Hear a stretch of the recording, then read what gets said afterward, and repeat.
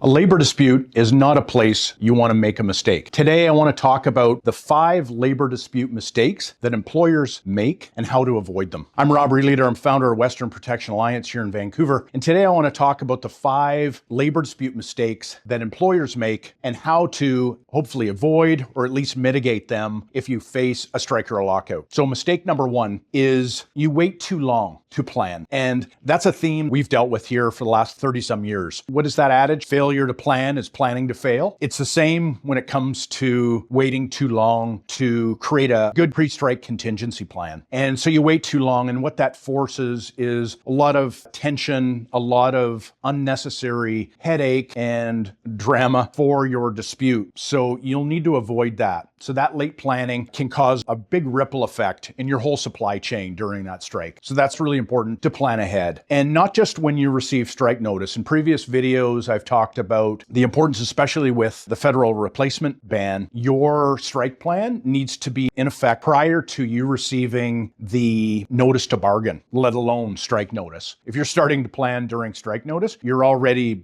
behind the 8 ball and it's going to be a tough slog. So really important that you plan ahead. And when you don't plan ahead, you're going to be reactive in all your decisions. And that's like anything in business. And I realize that strike planning isn't a sexy operation to do. It's not a fun task in a lot of ways. It's not like building revenue or sale or what have you, but it's essential to keep your business operating during a strike or a lockout. The first 10 years of our business, we fielded a lot of panic calls on Friday afternoons. We're facing something in the next few days. And like a lot of businesses, we don't keep a stable of personnel in a closet waiting for them to deploy. It takes a lot of time, effort, and money to do that. So more time, the better for your planning. And so plan ahead. So mistake number 2 is gate-only thinking. So you don't want to just think about your gate during a labor dispute. I've talked about this in previous videos that your secondary picketing and your picketing offsite is more important to plan for as an employer than just your gate and just your facility if you're a one facility employer, for example. That's going to be very critical to your strike plan and the development of that. So you want to make sure that you're planning for your supply routes, your contractors, your customers, your pickups and drop-offs, your staff. Maybe there's people in your bargaining team for management that are potential threats and potential harassment. So that's going to be important to consider in that it's not just gate-only thinking. Also, there's that online pressure, that social media pressure that you need to consider as well during a labor dispute. So keep that in mind to avoid that as a mistake. So that's number 2 is gate-only thinking to make a mistake as an employer. So the third mistake during labor disputes that we see often is that there's no command structure. So we've had a lot of disputes over the last 30 some years that where when we start the dispute, we all have kind of client contacts. And in larger companies, they sometimes the decision-making process can get distilled to maybe a variety of people in the client organization. And not that they have ill will or bad intentions, it just they want to be able to operate or make a decision to assist in their department or their part of the organization. And so a lot of the time, those decisions aren't aligned with the strategy that the employer is come up with and settled on. So the divergence of that strategy can be really harmful for an employer and can be a big mistake when they're faced with a strike. So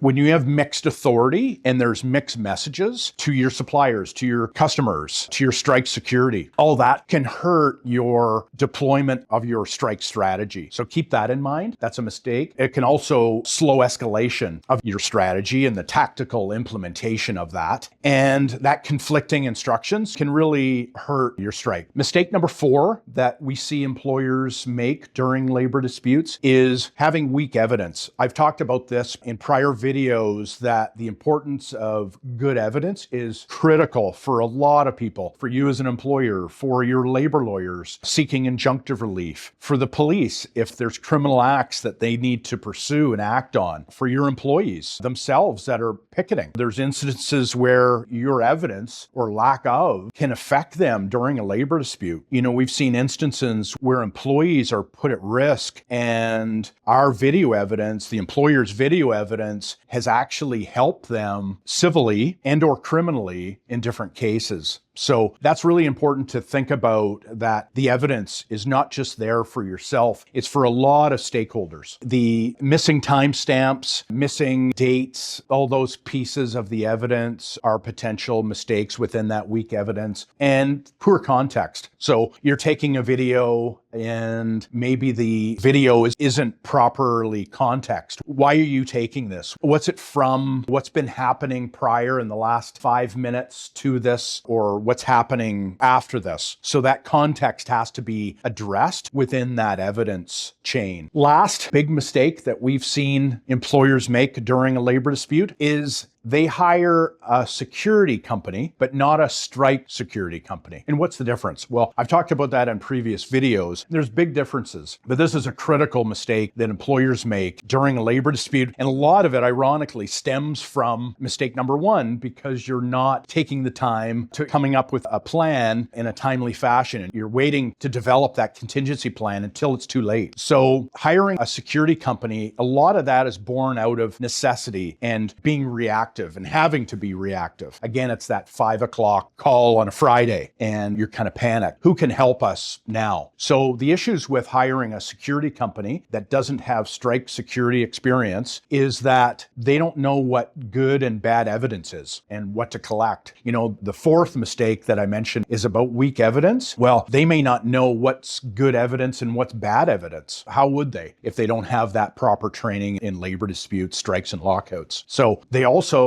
don't know that their actions can help escalate tensions on the picket line. You know, I've talked before about the importance of being professional and conveying professionalism in a labor dispute when you're providing strike security as an employer. And that's critical because you're not going to escalate the tensions. And that's the last thing you want to do. It's already a tense situation. You don't want to escalate that. So that's super important. And having no dispute experience, no strike and lockout experience is really a detriment to you as an employer and a huge mistake, because they may not know what not to do or what to do when it comes to certain instances and a lot of issues. So we've had to replace probably dozens of security guard companies in the last 32 years. A lot of the time because they were in a reactive mode, and no fault to them, sometimes this happens as a surprise and you get sideswiped. But we've had to replace those companies and bring in proper strike security management to deal with these issues. So you're putting in proper procedures for evidence. You're dealing with picket line management in a professional, organized fashion and dealing with all the stakeholders, again, professionally. So, and all that really is to reduce your risk as an employer. You want to reduce the amount of mistakes you make as an employer during a strike. You certainly want to reduce your risk. So we're about risk management, kind of our philosophy. You want to mitigate and reduce risk as much as possible as an employer. So hopefully today that helped you and will help you look at the mistakes that you could make as an employer during a labor dispute and how you can avoid them. If you like this content on labor disputes, please like and subscribe below. And please feel free to reach out to me at releader@westernalliance.ca or 604-271-7475.